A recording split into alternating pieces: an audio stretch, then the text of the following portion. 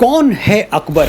ये जानने से पहले ये जान लीजिए कि अकबर कौन नहीं है। अकबर ना मुगले आजम है ना योद्धा अकबर। अकबर ने स्त्रियों के खिलाफ एक काला कानून लागू किया था।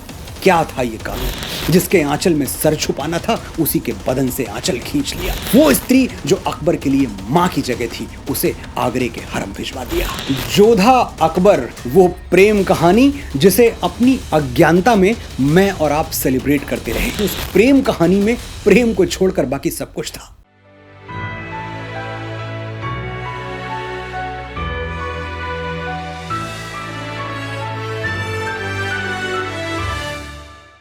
जो रक्त हमारी नसों में दौड़ता है हमारे चरित्र और पुरुषार्थ पर बड़ा गहरा असर छोड़ता है। साइंस इसे जेनेटिक्स कहता है, मैं इसे वंश का प्रभाव कहता हूं। सैकड़ों साल की गुलामी और बाएं हाथ से लिखे इतिहास ने हमसे हमारा वंश गौरव छीन लिया। हमें बड़े सुनियोजित तरीके से, बड़े प्लान्ड तरीके से यह भुला दिया गया कि हम वंशज किसके हैं। धनुर्धारी राम, सुदर्शन चक्रधारी कृष्ण, गांडीवधारी अर्जुन, सूर्यपुत्र कर्ण, बप्पा रावल, महाराणा प्रताप, छत्रपति शिवाजी महाराज, मां सीता, द्रौपदी, गार्गी, अपाला, लोपामुद्रा, हम इनकी संतानें हैं। ये वंश गौरव हमें याद आ गया, अपने पूर्वजों का जगमग इतिहास याद आ गया तो हम पर शासन करना, भेड़ बकरियों की तरह हमें हाँकना राजसत्ताओं के लिए और वोट बैंक की राजनीति करने वालों के लिए कठिन हो जाएगा। एक बार हम ये समझ गए कि हम बकरियों के मेमने नहीं, शेरों के शावक हैं तो हमारी दहाड़ से आकाओं के कान सुन्न हो जाएंगे। नमस्कार, मैं हूं मनोज मुंतशिर।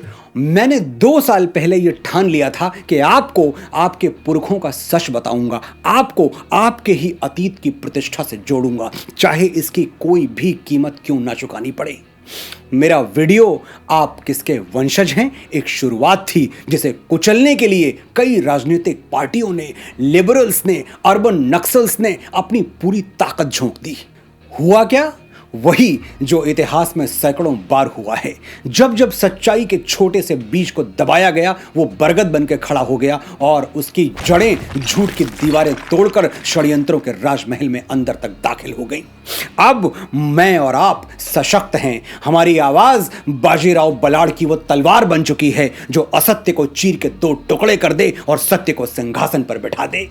आज मैं आपके सामने भारत के उस महाखलनायक को एक्सपोज करूंगा जो एजेंडाधारी इतिहासकारों की मेहरबानी से हमारी नजर से बच निकला और हीरो का कॉस्ट्यूम पहनकर आज भी हमें धोखा देता आ रहा है। जिल्ले इलाही जलालुद्दीन मोहम्मद अकबर।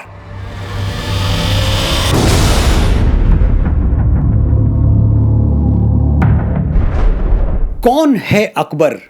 ये जानने से पहले ये जान लीजिए कि अकबर कौन नहीं है। अकबर ना मुगले आजम है ना योद्धा अकबर। पिछली कई पीढ़ियां अकबर को सिनेमा के लेंस से देखती आई हैं और झूठ को सच मानती आई हैं। मैं आज अकबर का पर्दाफाश करूंगा, इसलिए नहीं कि वो किसी विशेष तबके से आता था। हमारी आने वाली पीढ़ियां उस झूठ में ना जिए जो टेक्स्ट बुक्स ने हमें घोल के पिला दिया। इसलिए अकबर के कई पहलू हैं जो उसे भारत के सबसे खूंखार खलनायकों की लिस्ट में ऊंची जगह दिलवाते हैं। वो एक क्रूर शासक था, एक धोखेबाज दोस्त था, एक बेवफा पति था, भारत के मुसलमानों का बहुत बड़ा दुश्मन था, एक अधर्मी इंसान था। एक एक करके मैं अकबर पर वीडियोस बनाता रहूंगा और ये सारे पन्ने खोलता रहूंगा, लेकिन आज के लिए अकबर का सिर्फ एक पहलू एक्सपोज करूंगा। वो स्त्री को पांव की जूती और बिस्तर की जीनत से ज्यादा कुछ नहीं समझता था। फिल्मों ने और लेफ्ट लिटरेचर ने बार बार यह साबित करने की कोशिश की कि अकबर स्त्रियों का बड़ा सम्मान करता था। ब्रेकिंग न्यूज, अकबर के लिए स्त्री सिर्फ और सिर्फ अय्याशी का सामान थी, ना कुछ ज्यादा ना कुछ कम। आगे बढ़ने से पहले एक जरूरी बात, मैं औरत की जगह बार बार स्त्री शब्द का प्रयोग क्यों कर रहा हूं? क्योंकि औरत शब्द से बड़ा अपमान स्त्री के लिए कुछ और हो ही नहीं सकता। बात गहरी है, ध्यान से सुनिएगा और फिर तय कीजिएगा कि आपके जीवन में जो स्त्रियां हैं, आपकी मां, आपकी धर्मपत्नी, आपकी बहनें, क्या उनके लिए औरत शब्द का संबोधन ठीक है? औरत शब्द 16th सेंचुरी में हमारे देश में इंट्रोड्यूस हुआ। उससे पहले तो हम स्त्री या नारी ही बोलते थे। आया कहां से यह शब्द? अरबी भाषा से, जो आक्रमणकारी अपने साथ लेकर भारत आए थे। अरबी में एक शब्द है अवरा। इसके दो अर्थ हैं। इंग्लिश में जेनाइटल्स और न्यूडिटी, हिंदी में यौनी और नग्नता। तो जिसके पास अवरा है यानी योनि है, वही औरत है। One who has a vagina is औरत। इस परिभाषा से आपको घिन नहीं आ रही? मुझे तो आ रही है। एक स्त्री को सिर्फ उसकी योनि से जोड़ के देखना, उसकी नग्नता से जोड़ के देखना, उसके पूरे व्यक्तित्व को छोड़कर सिर्फ शरीर के एक भाग पर फोकस करना, क्या हमारी सोच इतनी छोटी है? हमारी नजर इतनी तंग है? क्या हमारे लिए स्त्री का अर्थ सिर्फ उसकी योनि है? मनुस्मृति की आलोचना करने में कुछ लोग सबसे आगे रहते हैं। वही मनुस्मृति जिसमें लिखा है यत्र नार्यस्तु पूज्यन्ते रमन्ते तत्र देवता। जहां नारी की पूजा होती है वहां देवताओं का वास होता है। लेकिन उन्हीं लोगों को औरत शब्द में कोई बुराई नजर नहीं आती। आज आप औरत का अर्थ जान चुके हैं। क्या इसके बाद भी आप अपनी पूजनीय माता जी को औरत कह के बुलाएंगे या उनके लिए स्त्री और नारी जैसे गरिमामयी शब्द प्रयोग करेंगे? मैं आप पर छोड़ता हूं। आगे बढ़ते हैं। मेरी बहनें, खास तौर से मेरी मुसलमान और सेक्युलर बहनें, जिन्हें अकबर की होलियर दैन दाऊ तस्वीर खींच के गुमराह किया गया है, उनको कुछ फैक्ट्स बताना चाहता हूं। भारत वो देश है जहां शादी से पहले मां बन जाने वाली कुंती को आदर से याद किया जाता है और 5 पतियों वाली द्रौपदी को महासती का स्थान दिया जाता है। यानी हमारी सोच स्त्री को लेकर कभी संकीर्ण नहीं रही, नैरो नहीं रही, छोटी नहीं रही। अब ये कुतर्क मत दीजिएगा कि स्त्री का इतना ही मान था तो श्री राम ने मां सीता का परित्याग क्यों किया? क्योंकि प्रभु राम ने कभी ऐसा कुछ किया ही नहीं था, वो निर्दोष थे। इस पर एक पूरा एपिसोड मैं बना चुका हूं। ये वीडियो देखने के बाद समय मिले तो उसे भी जरूर देख लीजिएगा, लिंक डिस्क्रिप्शन में दे रहा हूं। जिस देश में स्त्री के चरित्र को हमेशा उसके स्वाभिमान से तोला गया, उसके कपड़ों या उसके जीवन में आने वाले पुरुषों की गिनती से नहीं, वहीं अकबर ने स्त्रियों के खिलाफ एक काला कानून लागू किया था। क्या था यह कानून? सुनिए।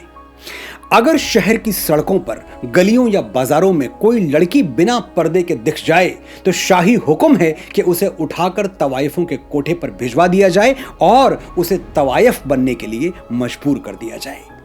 आप कहेंगे कहां लिखा है? मैं कहूंगा यहां लिखा है, अब्द अल कादिर बदायूनी की किताब मुंतखबुत तवारीख में। एक और बात, मैं कभी ऐसा कुछ नहीं बोलूंगा जो हिस्टोरिकली इनकरेक्ट हो या हिस्टोरिकली प्रूवन ना हो। इस बात के लिए आप आश्वस्त रहिएगा। आगे मैं सुनाऊंगा अय्याश अकबर की कहानियां।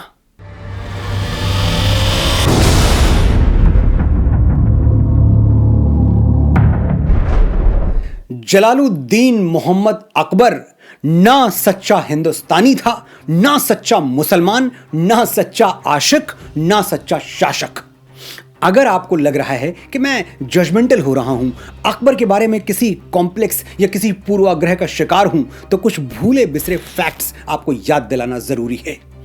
अकबर वही है जो आगरा के किले के आगे मीना बाजार लगवाता था और वहीं से अपनी पसंद की स्त्रियां चुनकर अपने हरम भिजवाता था। अकबर वही है जिसके शासन काल में हिंदू और बाकी गैर मुस्लिम महिलाओं ने भी बुर्का पहनना शुरू कर दिया था। किसी धार्मिक या सामाजिक मान्यता की वजह से नहीं, अकबर के आतंक से। उन्हें डर था कि अगर अकबर की हवस परस्त नजर उन पर पड़ गई तो उन्हें अपने हंसते खेलते घर से उठवाकर सीधे हरम की जीनत बना दिया जाएगा। अकबर वही है जिसने रानी रूपमती का स्वर्ग से सुंदर मालवा उजाड़ दिया, क्योंकि वो रानी की सुंदरता पर फिदा हो चुका था और किसी भी कीमत पर उन्हें हासिल करना चाहता था। अधम खान, नाम तो काम के अनुरूप बिल्कुल सही है। वही अधम खान जिसे अकबर अपना भाई मानता था, उसे लाव लश्कर के साथ भिजवाकर अकबर ने मालवा तहस नहस कर दिया। रानी के पति बाज बहादुर को मौत के घाट उतार दिया और खुद रानी रूपमती। अधम खान और अकबर के गंदे हाथ उनकी पवित्रता का स्पर्श कैसे कर सकते थे? रानी ने विष पी के अपने प्राण दे दिए और अपना मान बचा लिया। बैरम खान, जिसने हुमायूं की मौत के बाद 13 साल के अकबर को बेटे की तरह पाला, अकबर ने उसकी मां समान पत्नी को भी नहीं छोड़ा। जिसके आंचल में सर छुपाना था उसी के बदन से आंचल खींच लिया। उसने बैरम खान की हत्या करवा दी और उसकी पत्नी, मैं फिर दोहरा रहा हूं, वो स्त्री जो अकबर के लिए मां की जगह थी, उसे आगरे के हरम भिजवा दिया।